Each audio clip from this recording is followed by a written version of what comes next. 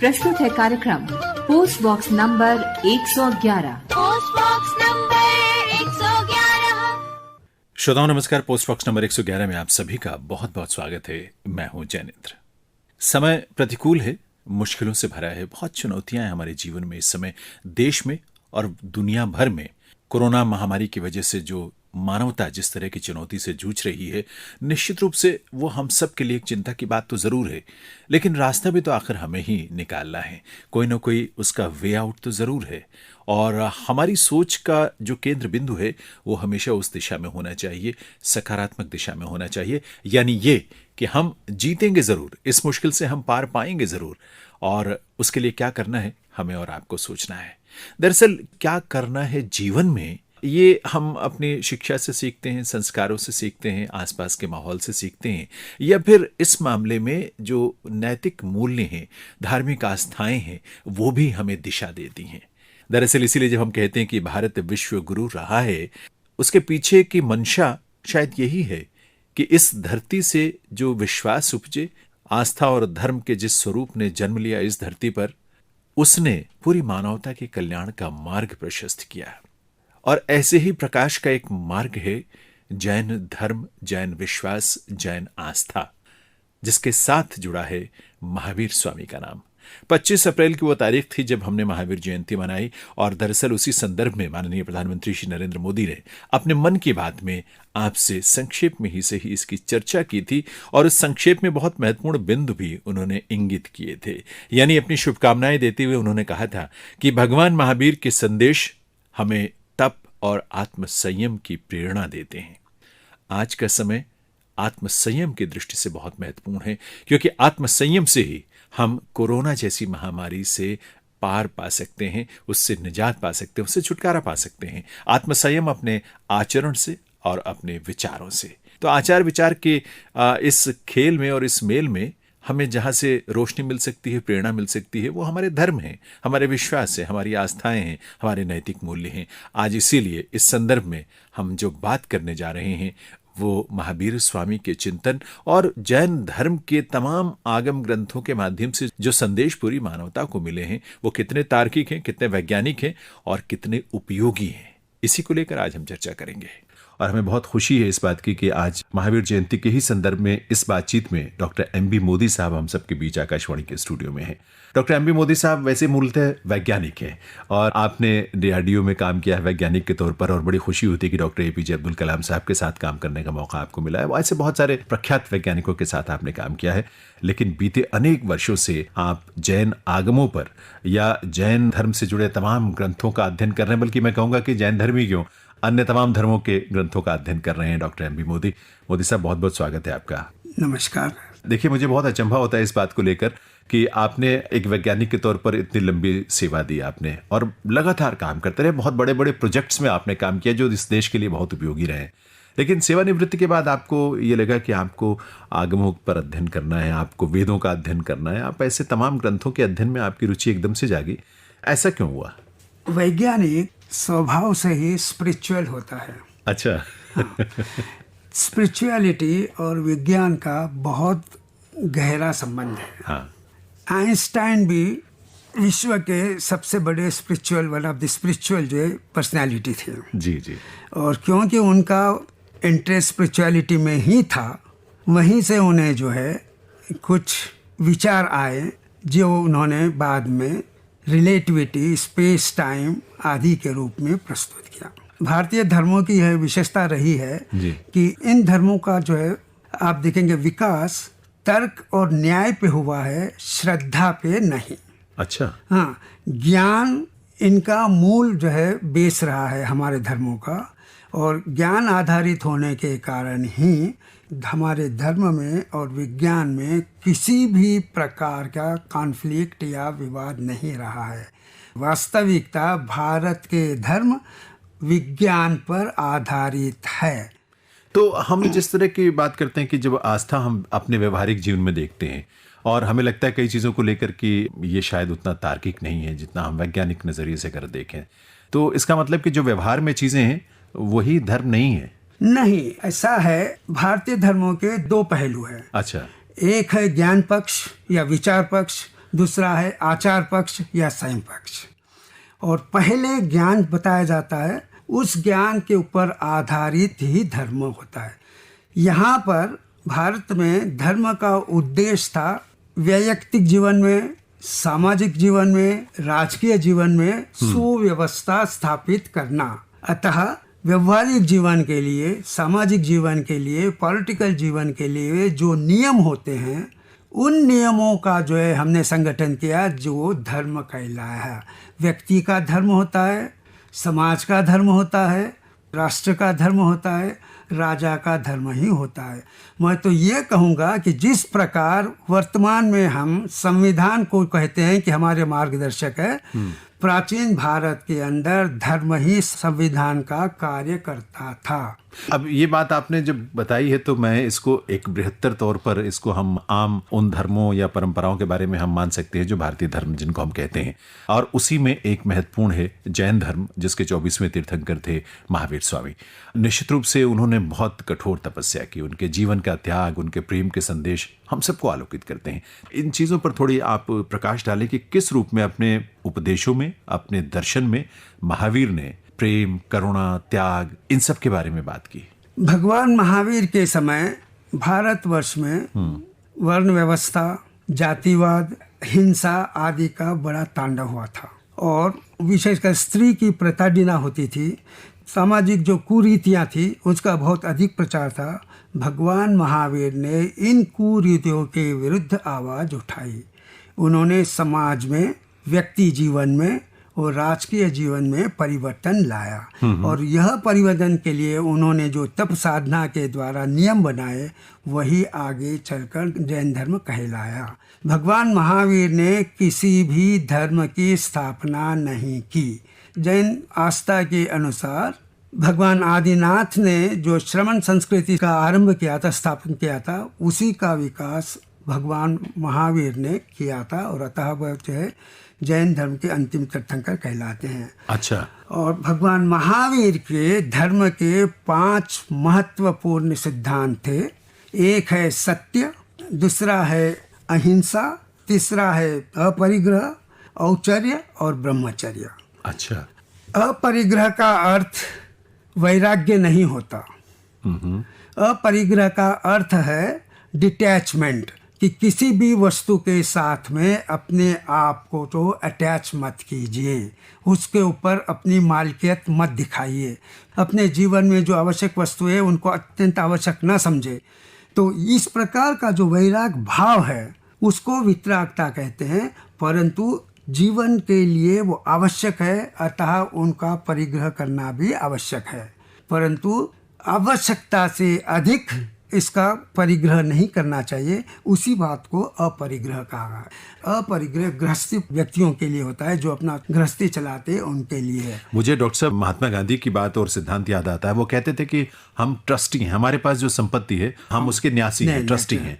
तो ये कहीं उसी तरह की बात जो आप कह रहे हैं जैन धर्म में, जिसको महावीर ने स्थापित किया अपरिग्रह के माध्यम से। हाँ, बिल्कुल यही विचार महावीर के, यही विचार माता, इन्हीं विचारों से महात्मा गांधी जो काफी अधिक प्रभावित हुए थे, और उन्होंने इसे अपने जीवन का जो एक सिद्धांत बनाया था।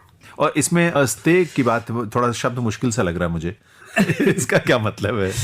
अस्तेय का अर्थ होता है चोरी नहीं करना। अच्छा। अर्थ यह है कि किसी भी वस्तु का यदि आप उपयोग कर रहे हो, किसी पर वस्तु का, तो उसके लिए पहले आप उस व्यक्ति से आज्ञा लीजिए कि मैं जो है आपके इस वस्तु का प्रयोग कर रहा हूँ। हाँ। परंतु आप बगैर उसके ध्यान में लाए बगैर अगर आप किसी वस्तु का उपयोग कर लेते हो तो वो चोरी ही है।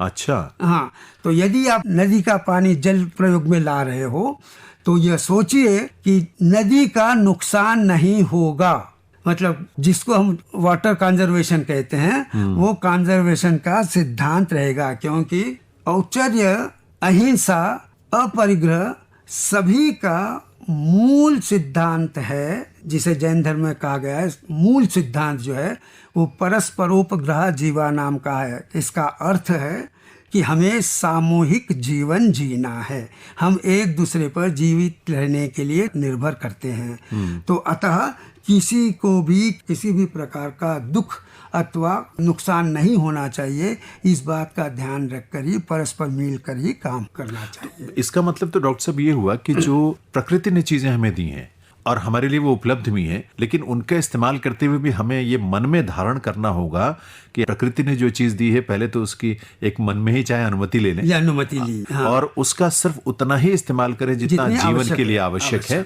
उसका शोषण ना करें, उसका दोहन ना करें। मुझे लगता है ये आज के संदर्भ में बहुत महत्वपूर्ण बात है। हाँ, इस समय हम देख रहे हैं कि जितना प्राकृतिक रिसोर्सेस है जी, हम उन रिसोर्सेस का उनके कैपेसिटी से अधिक प्रयोग में ला रहे हैं, और एक समय ऐसा होगा कि हमारे लिए रिसोर्सेस बचेंगे ही नहीं। तो अतः यह ध्यान देना अत्यावश्यक है कि जितना आवश्यक है उतना ही प्रयोग में लाए, और प्रयोग में लाने के बाद इस बात भी ध्यान दे कि यह वापस जो है प्रकृति के अंदर मिल जाए। हाँ, ये भी बहुत महत्वपूर्ण बात है। और परस्परोपकार जीवानाम सिद्धांत का उद्देश्य यही है कि हर वस्तु का रिसाइकलिंग होना चाहिए। जिस भी वस्तु का अपने जीवन में प्रयोग करते हैं उसकी रिसाइकलिंग होनी चाहिए। हमारा जन्म मृत्यु उत्पाद व्यय सारे के सारे नेचुरल रिसाइकलिंग है। देखिए, मेरा ख्याल है 2500 साल पहले महावीर इस धरती पर आए और उस समय उन्होंने इस तरह की बातें कही जो आज बल्कि ज्यादा उनकी आवश्यकता है कि हम गहरे से उसको न सिर्फ महसूस करें बल्कि उसको जीवन में धारण करें। इसमें एक चीज और, एक जो आपने 5 मार्ग या प्रतिज्ञाएं बताई पंचशील के रूप में जिसे जानते हैं, ब्रह्मचर्य की बात उन्होंने की है। इसमें ब्रह्मचर्य से क्या मतलब गृहस्थ जीवन का परित्याग है या किस रूप में इसको परिभाषित किया गया है? ब्रह्मचर्य का अर्थ सेक्स के ऊपर पाबंदी नहीं है। ब्रह्मचर्य का अर्थ है केवल एक स्त्री के साथ में अपना संबंध रखे, परस्त्री से संबंध न रखे। ब्रह्मचर्य श्रावकों के लिए इस दृष्टि से बताया गया है, परंतु जो साधक है, जो मुक्ति के मार्ग पर निकल पड़ा है, जिनको श्रमण कहा गया है, जिसको श्रमण कहा है, हाँ। उनके लिए ब्रह्मचर्य का अर्थ है सेक्स का जो है निषेध करे, जिससे कि प्रजोत्पत्ति ना हो, उनके ऊपर जो किसी भी प्रकार का जो है कोई भी रिस्पॉन्सिबिलिटी ना आए। श्रोताओं, कार्यक्रम आप सुन रहे हैं पोस्ट बॉक्स नंबर 111 और आज इस कार्यक्रम में हम बातचीत कर रहे हैं डॉक्टर एमबी मोदी से। बातचीत का जो प्रसंग है महावीर जयंती के संदर्भ में है, क्योंकि 25 अप्रैल को हमने महावीर जयंती मनाई, हर वर्ष मनाते हैं, लेकिन इस मनाने के पीछे जो एक सार्थक उद्देश्य हो सकता है और जो होना चाहिए वो ये कि महावीर स्वामी जैसे तीर्थंकरों के, संतों के, ऋषियों की, मुनियों की वाणी को, उनके विचारों को हम अपने आचरण में धारण कर पाएं। जितना संभव हो उतना करें, क्योंकि वही एक मार्ग है, वही एक रास्ता है जो हमें सही दिशा में लेकर जा सकता है। आज पूरी दुनिया उस चिंतन को स्वीकार करने के लिए तैयार है और हम शायद कहीं ना कहीं अपनी भौतिकता की भागदौड़ में दूर हटते जा रहे हैं, या उसके मर्म को समझे बिना हम उसे अपनाते जा रहे हैं या अपना रहे हैं। ऐसे में ऐसी चर्चाएं हमें शायद थोड़ा सा दिशा देने में सक्षम हो, और इसीलिए ये बातचीत हम आज आपसे कर रहे हैं डॉक्टर एमबी मोदी साहब से। डॉक्टर एमबी मोदी, जैसे कि मैंने पहले भी बताया कि एक वैज्ञानिक है, लेकिन धर्म को बहुत गहरे से जानने और समझने की कोशिश की है। बहुत गहन अध्ययन किया इन्होंने, आगमों का अध्ययन किया, वेदों का, उपनिषदों का अध्ययन किया, बहुत सारी पुस्तकें इन्होंने लिखी हैं। श्रोताओं को मैं बता दूं डॉक्टर साहब कि आपने जो किताब लिखी है वैज्ञानिक महावीर, हिंदी में किताब लिखी है, बहुत ही महत्वपूर्ण किताब है। इसके अलावा आपने जैन विज्ञान एक अलग ही तरह का उसको कॉन्सेप्ट या अवधारणा देने की कोशिश की, बल्कि उसको अलग ढंग से आज के संदर्भों में प्रस्तुत किया है। मूलतः तो वो है ही है जो आपने कहा है कि जैन धर्म एक विज्ञान है। इसके अलावा synthesis of science and religion in Jainism, ऐसी बहुत महत्वपूर्ण चीजें आपने लिखी है। एक चीज अब आपसे जानना चाहेंगे, जैसे जैन धर्म में त्रिरत्न की बात होती है, 3 रत्न, सम्यक ज्ञान, सम्यक दर्शन, सम्यक आचरण, इनकी चर्चा होती है और इनको बहुत महत्व दिया जाता है। ये क्या है? जैन दर्शन आचार और विचार दोनों प्रधान है। इसमें आचार की दृष्टि से जैन धर्म है, परंतु विचार की दृष्टि से जैन विज्ञान है। और भगवान महावीर की सबसे पहली देशना यही है कि परमम नानम तवोदया, कि सबसे पहले ज्ञान प्राप्त करो, तत्पश्चात आप धर्माचरण करो। और वो धर्माचरण भी ज्ञान के अनुरूप होना चाहिए। ज्ञान भी सम्यक हो, जो विशेष प्रकार का ज्ञान कहलाता है, जिसका वर्तमान समय में हम विज्ञान भी कहते हैं। अच्छा, हाँ, तो जो हमारा धर्माचरण है, इस वैज्ञानिक सत्य के अनुरूप होना चाहिए और यह ज्ञान प्राप्त करने के लिए हमारी दृष्टि भी शुद्ध होनी चाहिए। अतः जैन दर्शन में कहा गया है कि मोक्ष का मार्ग जो है, जो प्रशस्त होता है, वो सम्यक दर्शन अर्थात राइट विजन, सम्यक ज्ञान अर्थात राइट नॉलेज और सम्यक आचरण अर्थात राइट कंडक्ट है। तो जैन धर्म आप देखेंगे एक प्रकार का ज्ञान पर आधारित धर्माचरण है। इसमें श्रद्धा, अंधविश्वास कोई महत्व नहीं है और प्रश्नकर्ता का भी स्वागत किया जाता है, क्योंकि जो प्रश्न करेगा, जिसमें जिज्ञासा होगी, वही ज्ञान प्राप्त करता है और वही जो है आगे अपना धर्माचरण आरोप करता है। जैन धर्म के अनुसार प्रत्येक व्यक्ति की आइडेंटिटी उसके कर्मबंध है। जिस प्रकार हम विज्ञान में कहते हैं कि डीएनए व्यक्ति की पहचान है, उस तरह से जैन धर्म में कहा गया है कि कर्मबंध जो है व्यक्ति की पहचान है और कर्मबंध डीएनए की तरह एक प्रकार का स्ट्रक्चरल कोड है। जिस प्रकार कंप्यूटर में हम बाइनरी कोड का यूज करते हैं, अच्छा, हाँ, तो उसी तरह से डीएनए एक स्ट्रक्चरल कोड है जो शरीर के टिश्यूज का स्ट्रक्चर बताता है। तो कर्मबंध भी इस प्रकार का कोड है जिसके द्वारा निर्णय होता है कि उस जीव का जन्म मनुष्य में होगा या किसी अन्य जाति में होगा। तो वो कोड बिल्कुल डीएनए के समान है। अच्छा, मतलब देखिए, जैन आगमों में ये बात क्या स्थापित की गई है पहले, मतलब 2500 साल पहले, जब उनकी हम मान सकते हैं उत्पत्ति हुई होगी? जैन आगमों में लिखा गया है कि कर्म का अर्थ पाप और पुण्य नहीं है। अच्छा, सभी प्रकार के शारीरिक, मानसिक, वाचिक जो क्रियाएं हैं, उठना, बैठना, चलना, फिरना, सभी किसी भी प्रकार का एक्शन, किसी भी प्रकार का जो है हलचल, वो जो है कर्म है। और यह कर्म चेतन तत्व के साथ इंटरेक्ट करता है और इंटरेक्शन में जो मॉड्यूलेशन बनता है वो कर्म बंध कहलाता है। अच्छा, हाँ, तो उस आत्मा में आपके हलचल, आपकी शारीरिक, मानसिक, वाचिक जो भी क्रियाएं हैं वो उसके अंदर स्टोर हो जाती है और उसके अनुरूप ही आपका शरीर बनता है। तो भगवान महावीर ने कहा कि कर्म को 2 विभागों में बांटा जाता है। एक को वो कहते हैं घाती कर्म, दूसरे को कहते हैं अघाती कर्म। अच्छा, घाती कर्म से जीव के, प्राणी के, चाहे वो वस्तु, चाहे वो जीवित प्राणी हो, चाहे वनस्पति हो, चाहे कीटक हो, चाहे प्रेंच हो, चाहे कुछ भी हो, घाती कर्म से उस प्राणी का साइकोलॉजी और इमोशनल बिहेवियर डिसाइड होता है। अच्छा, हाँ, जिस तरह से साइंटिस्ट कहते हैं कि स्पेशल टाइप के डीएनए से जो मनुष्य आदमी का जो है बिहेवियर डिसाइड होता है, एग्जैक्टली यही बात कही है कि घाती कर्मों के द्वारा मनुष्य की साइकोलॉजी और इमोशनल बिहेवियर डिसाइड होता है। और जिसको अघाती कर्म कहा गया है वो 4 प्रकार के कर्म है। उससे मनुष्य की जाति, उपजाति, आयुष्य आदि निर्धारित होते हैं, जिसको विज्ञान में भी यही बताया गया है कि डीएनए के द्वारा ही बॉडी का स्ट्रक्चर डिसाइड होता है कि आपके 2 हाथ होंगे, 2 पैर होंगे, या आप वृक्ष बनेंगे या क्या। तो आप देखेंगे कि जिसको हम आज वर्तमान समय में जेनेटिक साइंस कहते हैं, ये जेनेटिक साइंस कर्मबंध का ही जो है वो वर्तमान का स्वरूप है। ये बहुत गूढ़ बात आप बता रहे हैं। एक बात मैं और एक बताना चाहूँगा विशेष जी। अभी तक वैज्ञानिक मानते थे कि जो हमारे बॉडी का सेल होता है, सेल एक्टिविटी, उसको हम परिवर्तित नहीं कर सकते। बाहरी किसी भी फैक्टर्स का उनके ऊपर प्रभाव नहीं होता है।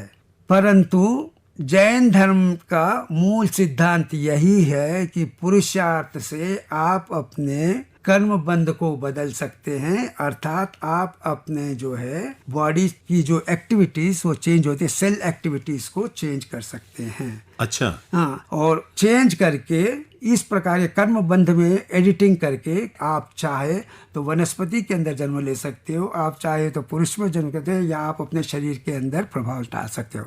विज्ञान में इस बात को मान्यता नहीं थी, परंतु अब वैज्ञानिक मानने लगे हैं कि एनवायरनमेंट का और हमारे एक्शंस है, जो कर्म हम जिसको कहते हैं, इनका बहुत प्रभाव होता है। और इसके अनुसार जो इससे ही जो हमारे सेल की एडिटिंग हो सकती है और डिजाइनर बेबी भी बना सकते हैं। इस प्रकार एक नई जो है शाखा निकली है जिसको एपिजेनेटिक्स कहा जाता है, जिसमें जैन धर्म में जिसे निर्जरा कहा गया है, वो जो है इरेजिंग ऑफ जेनेटिक कोड है। और अगर आप जेनेटिक कोड को इरेज कर देते हो तो आप तो जन्म मृत्यु से मुक्त हो जाते हो, क्योंकि आप कोड ही नहीं है जन्म लेने के लिए। तो निर्जरा द्वारा आप जेनेटिक कोड को, कर्म बंध का नष्ट कर सकते हो और जन्म मृत्यु से मुक्ति पाते। इसी को मोक्ष या लिबरेशन कहा जाता है। देखिए, वैसे तो ये जो आवागमन है इस रूप में है कि इंसान मुसाफिर की तरह आता है जाता है, लेकिन ये रास्ते हैं जो मुझे लगता है कि उसके जीवन के लक्ष्य निर्धारित करना और उन लक्ष्यों को हासिल करना ये माध्यम बन जाता है उसके लिए। श्रोताओं, कार्यक्रम आप सुन रहे हैं पोस्ट बॉक्स नंबर 111 और आज इस कार्यक्रम में हम बातचीत कर रहे हैं डॉक्टर MB मोदी से। बातचीत का जो प्रसंग है महावीर जयंती के संदर्भ में है, क्योंकि 25 अप्रैल को हमने महावीर जयंती मनाई, हर वर्ष मनाते हैं। दरअसल ये लगातार हमें मंथन करते रहने की, चिंतन करते रहने की आवश्यकता है डॉक्टर साहब, क्योंकि जब आप बात कर रहे हैं तो मुझे लगता है कि जो जीव है, कोई भी प्राणी है, चेतना के अलग अलग स्तरों पर उसकी परिकल्पना की गई है जैन धर्म में, मेरा ख्याल है। और हर एक को ये अधिकार भी है और संभावना भी है कि वो चेतना के उच्चतम शिखर पर पहुंच सके, यानी वो स्वयं भगवान का रूप ले ले, ऐसा माना गया है। क्योंकि आप कहते हैं कि भगवान या ईश्वर की अवधारणा नहीं है जैन धर्म में, लेकिन उसमें ये भी है कि सभी उस स्तर तक पहुंच सकते हैं। जैन धर्म की मान्यता है कि ईश्वर बाहर नहीं है, प्रत्येक जीव के अंदर ही ईश्वर का वास है, जिसे वो आत्मा कहते हैं। और इस आत्मा का विकास करके परमात्मा बन सकते हैं। और साधारण शब्दों में आत्मा का अर्थ होता है ज्ञान। तो जैन धर्म की सिद्धांत है कि बगैर ज्ञान का किसी का भी अस्तित्व नहीं हो सकता। तो किसी भी वस्तु के अस्तित्व के लिए सर्वप्रथम ज्ञान का अस्तित्व होना आवश्यक है। अतः ज्ञान या चेतना या सेल्फ अवेयरनेस अगर विश्व का अस्तित्व है तो यह भी एक उसका शाश्वत तत्व होना चाहिए। विश्व मैटर से बना होगा, परंतु इस मैटर की रचना के लिए ज्ञान की आवश्यकता है और ज्ञान भी विश्व का एक अटूट अंग है। इसी प्रकार प्रत्येक जीव में कम से कम ज्ञान होता है कि वो जीवित है और जीवित रहने के लिए उसको आहार करना है।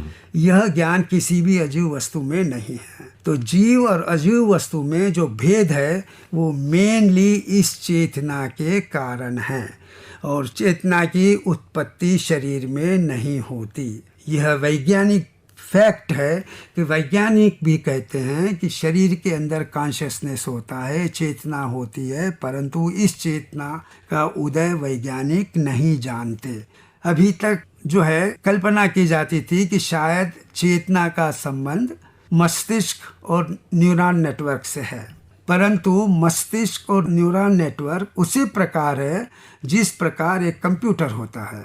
ये एक औजार है, परंतु कंप्यूटर तभी काम करता है जब उसमें सॉफ्टवेयर हो, और सॉफ्टवेयर कंप्यूटर में नहीं बनता, बाहर से ही सॉफ्टवेयर लोड करना पड़ता है।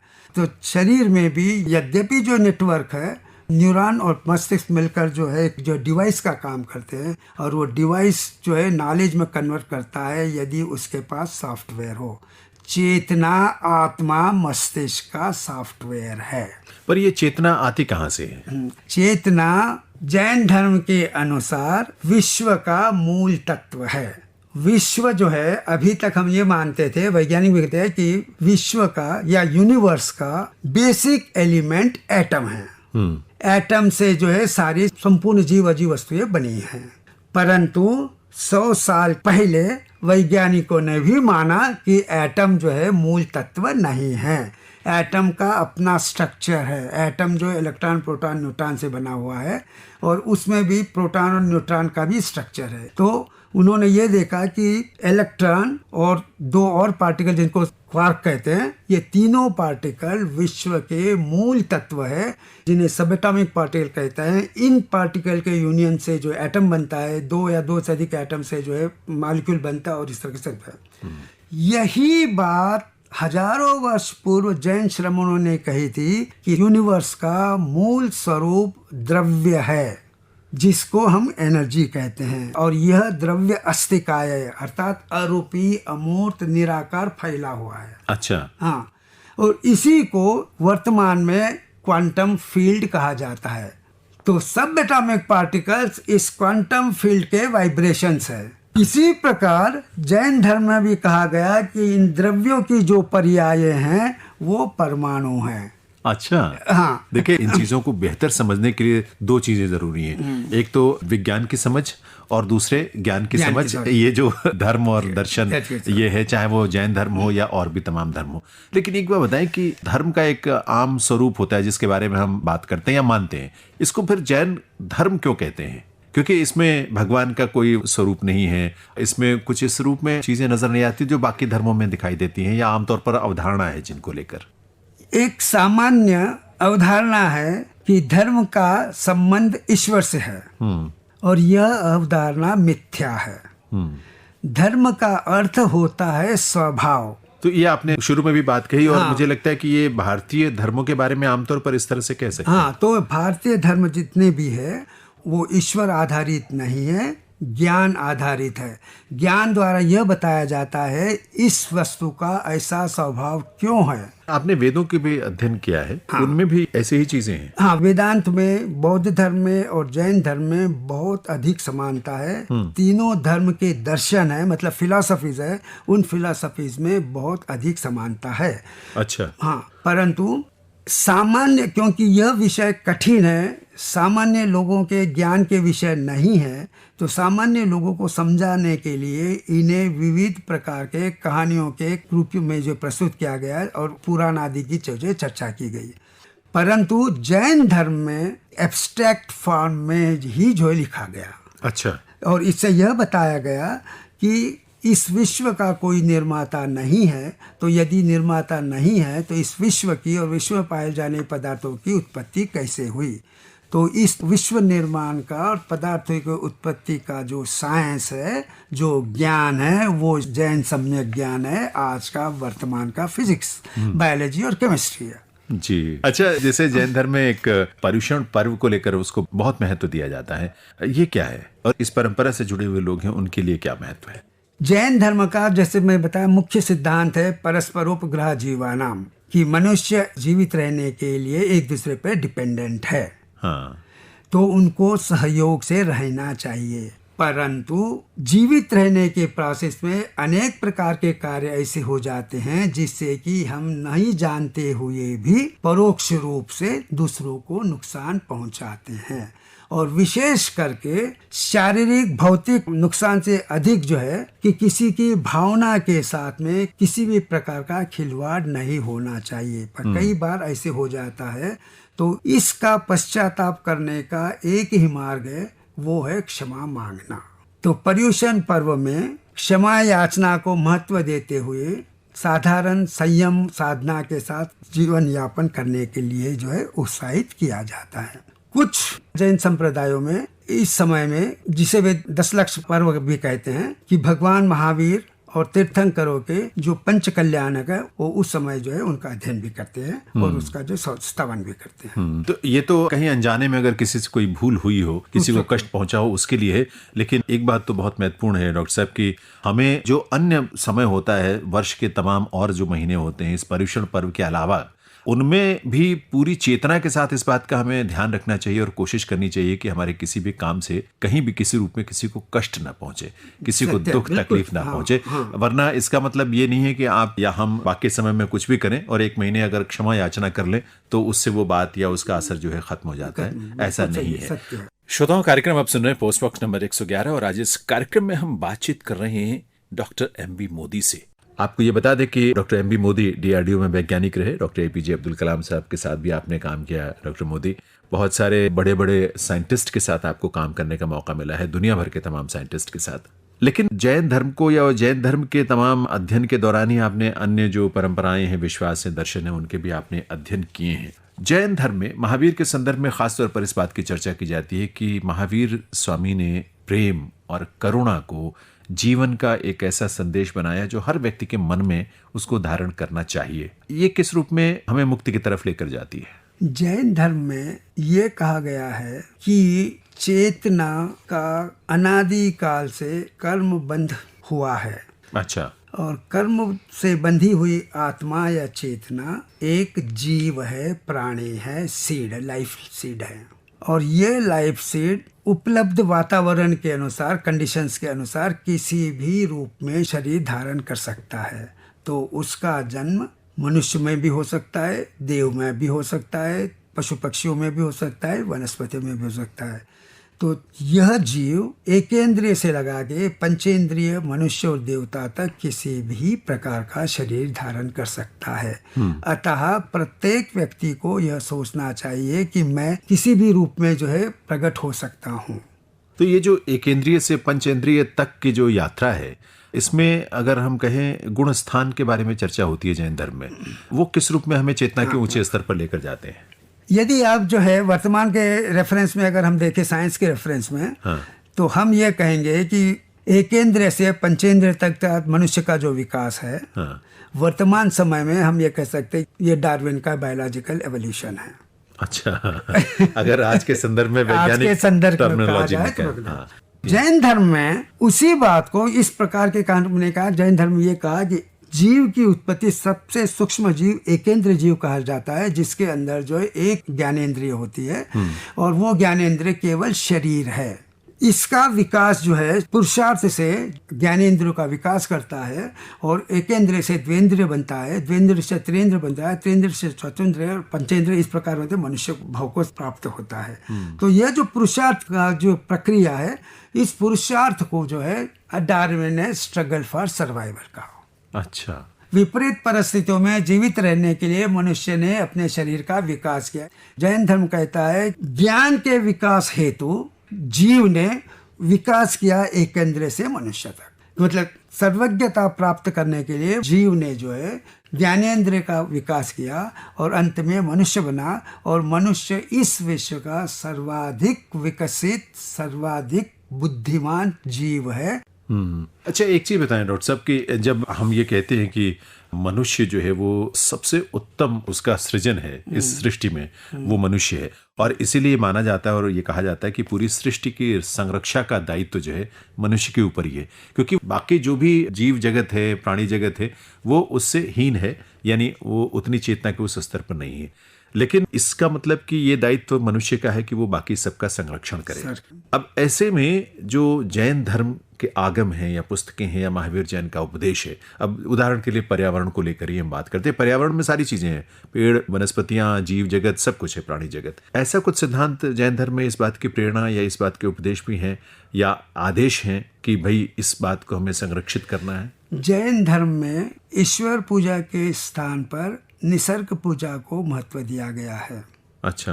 तो प्रकृति की जो पूजा को महत्व दिया गया है। और केवल जैन धर्म में यह भारतीय संस्कृति रही है कि हमारे लिए ईश्वर जो पर्वत है, नदी जो हमारे लिए ईश्वर है, वृक्ष हमारे लिए ईश्वर है। तो इस प्रकार आप देखेंगे प्रकृति की प्रत्येक वस्तु हमारे लिए दैविक है, क्योंकि हम यह मानते हैं कि जो भी जीव है उसके अंदर एक आत्मा के रूप में दैविक शक्ति है और इस कारण प्रत्येक का जो है संरक्षण करना चाहिए। तो जैन धर्म में इसको जो सर्वाधिक महत्व दिया गया है। तो ये आमतौर पर सभी भारतीय जो दर्शन है, धर्म है, उनमें इस बात को महत्व दिया गया है, उसी रूप में जैन धर्म में भी दिया गया है। अब एक जो महत्वपूर्ण बात है जिस पर आप बहुत जोर देते हैं और आपने बहुत अध्ययन भी किया है, आप वैज्ञानिक भी हैं और आप साथ ही साथ आपने धर्म ग्रंथों का इतना अध्ययन किया है, आप कहते हैं कि जो आज हम पाश्चात्य जगत में या दुनिया के और तमाम हिस्सों में विज्ञान के जो तमाम खोजें हैं, नई नई इन्वेंशंस हैं, नई चीज़ें जो निकल कर आती हैं, उसका मूल कहीं ना कहीं जैन दर्शन में है। इसको आप किस रूप में आप स्थापित कर सकते हैं कि ये वही समान चीज़ें हैं? ये बड़े आश्चर्य की बात है। विज्ञान के स्टडीज़ के जो विषय है वही विषय जैन धर्म के अध्ययन के है और वो विषय है कि प्रत्येक जीव यह जानना चाहिए कि इस विश्व की उत्पत्ति कैसे हुई, किस प्रकार हुई, किन पदार्थों से हुई, इसके उत्पत्ति के लिए कहाँ से ज्ञान आया, स्वयं मैं कौन हूँ, इस संसार में मैं कहाँ से आया, क्यों आया, मेरी इच्छा तो कहीं पर थी नहीं, बगैर मेरी इच्छा के, बगैर मुझे पूछे यहाँ पर कैसे लाया गया। और जन्म हुआ, मृत्यु होगी, और मेरा क्या जन्म के साथ मेरी पहचान होती है और मृत्यु के बाद क्या मेरी पहचान समाप्त हो जाती है। ये कुछ ऐसे विषय है जिनका ज्ञान मनुष्य प्राप्त करना चाहेगा। तो सर्वप्रथम प्रश्न होता है कि विश्व का क्रिएटर कौन है। जो क्रिएटर होगा वो शाश्वत होगा, वो जन्म मृत्यु से मुक्त होगा जी। तो क्या ऐसी कोई वस्तु है जो जन्म मृत्यु से मुक्त है इस संसार में? तो सबसे पहले जैन धर्म में यह बताया गया कि यह लोक, यह यूनिवर्स त्रिकाल अस्तित्व में है। यह भूत में था, वर्तमान में है, भविष्य में भी रहेगा। तो इसका अर्थ है कि यह विश्व शाश्वत है, परंतु विश्व में उत्पाद भी होता है और विनाश भी होता है। इसका अर्थ है सत्य या ट्रुथ वो है जिसमें उत्पाद भी होता है, विनाश भी होता है, परंतु वो शाश्वत रहता है। अच्छा। हाँ, उत्पाद व्यय की प्रक्रिया चलते रहते हुए भी शाश्वतता उसमें रहती है। इसको उत्पाद व्यय द्रव्य का सिद्धांत जैन धर्म में कहा गया, और यही मूल सिद्धांत साइंस का भी है। साइंस के अनुसार इसे जो है law of conservation of mass and energy कहा जाता है, या साइंस में कहा जाता है कि universe is energetically closed system. Nothing can enter the universe, nothing can leave the universe. तो यूनिवर्स से बाहर न कोई जा सकता है, न कोई अंदर आ सकता है।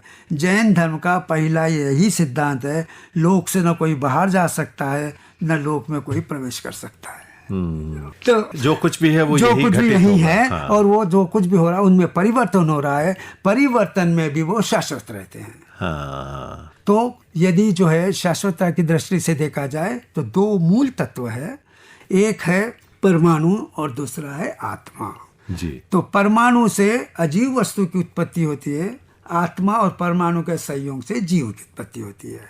अच्छा। परंतु इस आत्मा और परमाणु के मूल स्वरूप को भी देखा जाए तो देखेंगे कि दोनों का एक स्वरूप है, परमाणु का अस्तित्व ही नहीं है। और यही साइंस भी कहता है, एटम डज नॉट एग्जिस्ट। तो परमाणु का अस्तित्व नहीं है, परमाणु वास्तविकता एनर्जी पार्टिकल है। अच्छा। तो मूल तत्व एनर्जी है। तो जैन दर्शन में भी यही कहा गया कि मूल तत्व द्रव्य है। द्रव्य दो प्रकार के हैं, जीव द्रव्य, अजीव द्रव्य। अजीव द्रव्य का पार्टिकल परमाणु है, जीव द्रव्य का पार्टिकल फोटॉन है। हमने आत्मा कहा है, साइंटिस्ट फोटॉन कहते हैं। तो इसका मतलब डॉक्टर साहब, मेरा ख्याल है जो शब्द इस्तेमाल किए गए हैं वो अलग अलग हैं, बस पर उनके पीछे की जो धारणा है या अवधारणा या खोज है या बात है, बहुत समानता वो बहुत समानता है। और मुझे लगता है चूंकि ये तो बहुत लंबा विषय हो जाता है कि अब अगर एक एक सिद्धांत को हम आज के संदर्भ में वैज्ञानिक रूप से उसका आपसे चर्चा कर पाए, फिर कभी जरूर मौका मिलेगा तो करेंगे। लेकिन मुझे लगता है कि अब समय अपनी समाप्ति की ओर है। उसके पहले ये हम जरूर कहना चाहेंगे कि जो भी हमारा विश्वास हो, हमारी आस्था हो, उसे हमें तर्क की कसौटी पर जरूर कसना चाहिए, समझने की कोशिश करना चाहिए। हम अपनी ज्ञान की जो क्षमता है उसका इस्तेमाल ज्यादा से ज्यादा करना चाहिए। इस उपलक्ष्य में मैं एक बात आपको बताना चाहूंगा जी। अभी तक साइंटिस्ट यह सोचते थे कि क्रिएशन मेनली फिजिक्स के लॉज के अनुसार होता है, परंतु हमारे पूर्वजों ने कहा था कि आत्मा अर्थात ज्ञान के द्वारा ही सारे संसार की रचना होती है, फिजिक्स के लॉ से नहीं होती है। अब वैज्ञानिक भी इसी बात को अब मानने लगे हैं कि शायद कदाचित यह संसार फिजिक्स के लॉज के अनुसार क्रिएट नहीं हुआ है, ये बायोलॉजी के लॉज से हुआ, मतलब जीव के लॉज के अनुसार हुआ है, और इसको अब वो बायोसेंट्रिसिज्म कहते हैं। Biology is at the centre of creation, not physics. अच्छा। तो जो जैन धर्म का जो सिद्धांत है उसी सिद्धांत को अब विज्ञान स्वीकार कर रहा है। तो जो माइक्रोबायोलॉजी केवल इसी का आप कहिए एक्सटेंशन है। ये बड़ा गर्व होता है इस बात पर कि 2500 साल पहले या उससे भी हजारों साल पहले, यहाँ तक कि वेदों में बहुत सारी इस तरह की जानकारी और ज्ञान छुपा हुआ है। लेकिन हम चूंकि अनभिज्ञ हैं इसलिए हम कहीं और भटकते फिरते हैं। है सब कुछ यहीं अपनी ही धरती पर, अपनी ही जड़ों में, अपनी ही इस भूमि पर। लेकिन आपने उसके लिए हमें प्रेरित किया, हमें एक रोशनी दिखाई है डॉक्टर एम बी मोदी साहब। इसके लिए आपका बहुत बहुत आभार, और आप सबका भी बहुत बहुत आभार। श्रोताओं, जैनेंद्र को अनुमति दीजिए। धन्यवाद।